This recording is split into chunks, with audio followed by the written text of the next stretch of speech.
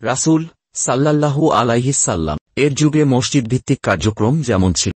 আদর্শ সমাজ হল পারস্পরিক সুসম্পর্ক, ভালোবাসা, হৃদ্যতা, ন্যায়বিচার ও বৈষম্যহীন সুষ্ঠু, সুন্দর ও শান্তিময় সমাজ ব্যবস্থা, যেখানে থাকবে না অন্যায়, অবিচার, মিথ্যাচার, প্রতারণা, পরনিন্দা, সুদ, ঘুষ, দুর্নীতি, জুয়া, লটারি, মাদকাসক্তি, ধূমপান, অধিকার হরণ, চুরি, ডাকাতি, অপহরণ, ছিনতাই, সন্ত্রাস, মারামারি, হানাহানি, হত্যা, আত্মহত্যা, যৌতুক, নারী নির্যাতন সহ নৈতিকতা বিরোধী সামাজিক অপরাধ।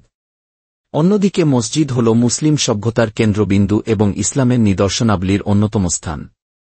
মহান আল্লাহর কাছে পৃথিবীর সবচেয়ে প্রিয় স্থান মসজিদ।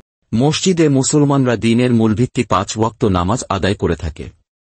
ইসলামের মূল ভিত্তি আদায়ের স্থান হিসেবে দিনের অন্য কার্যাবলী সম্পাদনেও মসজিদের ভূমিকা প্রাসঙ্গিক ও অনস্বীকার্য। রাসূলুল্লাহ সাল্লাল্লাহু আলাইহিস সাল্লাম ধর্মীয়, সামাজিক ও রাষ্ট্রীয় সব কর্মকাণ্ড মসজিদ থেকে পরিচালনা করেছেন। কালের পরিক্রমায় বিশেষত বাংলাদেশে মসজিদ কেবল নামাজের স্থান হিসেবে বিবেচিত। মুসলমানদের চরিত্র গঠন, দ্বীনি শিক্ষা, আর্থসামাজিক উন্নয়ন ও মানবিক কর্মসূচিতে মসজিদের কোনো ভূমিকা নেই বললেই চলে। মসজিদ তার অতীত গৌরবে ফিরে এলে মসজিদই হতে পারে আদর্শ সমাজ বিনির্মাণের পরীক্ষিত উপাদান। মসজিদের সঙ্গে মুমিনের সম্পর্ক। মসজিদের সঙ্গে আছে ইমানের সম্পর্ক। ইমানদারি মসজিদের আবাদ করে। সে যেখানেই থাকুক তার অন্তর থাকে মসজিদের সঙ্গে আবদ্ধ। মসজিদের সঙ্গে অন্তর্সম্পৃক্ত থাকার অর্থ সে নামাজের সময়ের ব্যাপারে সতর্ক থাকে, সময়মতো মসজিদে গমন করে, নামাজের পর যখন মসজিদ থেকে বের হয় পরবর্তী নামাজের প্রতীক্ষায় থাকে। ফলে 5 ওয়াক্ত নামাজী সে স্বচ্ছন্দে মসজিদে গিয়ে জামাতের সঙ্গে আদায় করতে সক্ষম হয়। মসজিদের সঙ্গে এরকম আত্মার সম্পর্ক যাদের, হাশরের ময়দানে তাদের ঠিকানা হবে আল্লাহর আরশের সুশীতল ছায়াতলে। আবু হুরায়রা থেকে বর্ণিত, রাসূলুল্লাহ সাল্লাল্লাহু আলাইহিস সাল্লাম বলেন, যেদিন আল্লাহর আরশের ছায়া ছাড়া কোনো ছায়া থাকবে না, সেদিন আল্লাহ তাআলা 7 প্রকার মানুষকে সে ছায়ায় আশ্রয় দেবেন, যাদের মধ্যে এক শ্রেণী হল যার অন্তরের সম্পর্ক সর্বদা মসজিদের সঙ্গে থাকে। বুখারী হাদিস 629। আবু সাঈদ খুদরী থেকে বর্ণিত, রাসূলুল্লাহ সাল্লাল্লাহু আলাইহিস সাল্লাম বলেন, যখন তোমরা কাউকে অধিক পরিমাণে মসজিদে আসতে অভ্যস্ত দেখ তাহলে তার ঈমানদার হওয়ার সাক্ষী দাও। আল্লাহ তাআলা বলেন, তারাই তো আল্লাহর মসজিদের আবাদ করে যারা ঈমান আনে আল্লাহ ও আখিরাতে। সূরা তাওবা আয়াত 1-8। তিরমিজি হাদিস 3093। মসজিদ মুসল্লিদের কল্যাণকামী বানায়। মসজিদ ভিত্তিক সমাজ ব্যবস্থা মুসলমানদের পারস্পরিক ভ্রাতৃত্ববোধ ও সুসম্পর্ক তৈরির মাধ্যমে মুসল্লিদের কল্যাণকামী করে তোলে। প্রতিদিনই 5 ওয়াক্ত নামাজ জামাতের সঙ্গে আদায় করতে মসজিদে যেতে হয়। নামাজের কাতারে ধনী গরিব, আমির ফকির, মালিক শ্রমিকের কোনো ভেদাভেদ থাকে না। ভেদাভেদ থাকে না পেশা, বংশ বা অর্থনৈতিক তারতম্যের। সবাই এক কাতারে অভিন্ন মর্যাদার মানুষে পরিণত হয়। মহান রবের সঙ্গে সম্পর্ক স্থাপনের পাশাপাশি মুসল্লিরা পারস্পরিক কুশল বিনিময় ও খোঁজখবর নেওয়ার মাধ্যমে ভ্রাতৃত্বের বন্ধনে আবদ্ধ হয়। ফলে একে অন্যের কল্যাণকামী, সহযোগী ও নিরাপদ আশ্রয় হয়ে ওঠে। এভাবে পারস্পরিক সুসম্পর্ক, ভালোবাসা ও ভ্রাতৃত্ববোধ অটুট হওয়ার মাধ্যমে মুসলমানরা প্রকৃত মুসলমানে পরিণত হয়। প্রকৃত মুসলমান হল যার হাত ও মুখের অনিষ্ট থেকে অন্য মুসলমানরা নিরাপদ থাকে। আব্দুল্লাহ ইবনে আমর রাজিয়াল্লাহু আনহু থেকে বর্ণিত, রাসূলুল্লাহ সাল্লাল্লাহু আলাইহিস সাল্লাম বলেন, প্রকৃত মুসলমান সে যার হাত ও মুখের অনিষ্ট থেকে অন্য মুসলমান নিরাপদ থাকে। বুখারী অধ্যায় ঈমান অনুচ্ছেদ প্রকৃত মুসলমান সে যার হাত এবং মুখের অনিষ্ট থেকে অন্য মুসলমান নিরাপদ। হাদিস 10। মসজিদ ভিত্তিক সমাজ অপরাধ কমিয়ে দেয়।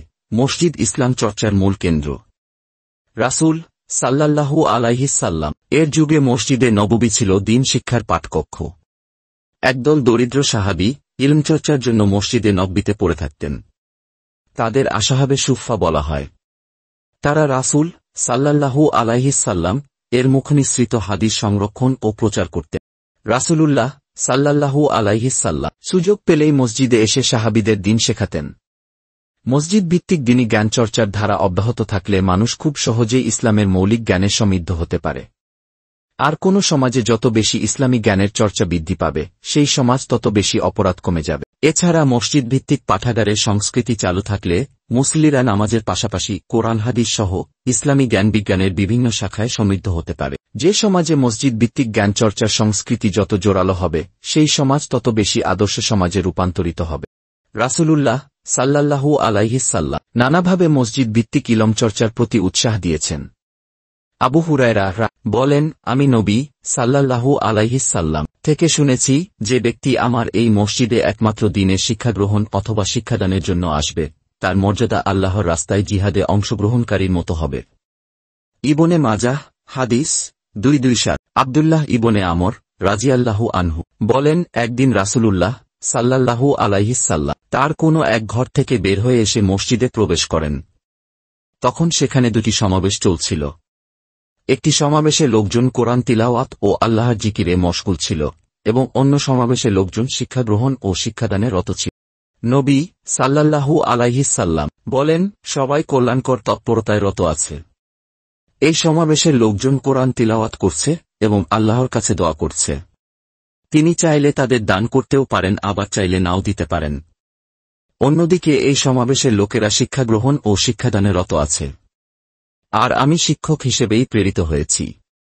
অতঃপর তিনি তাদের সমাবেশে বসলেন।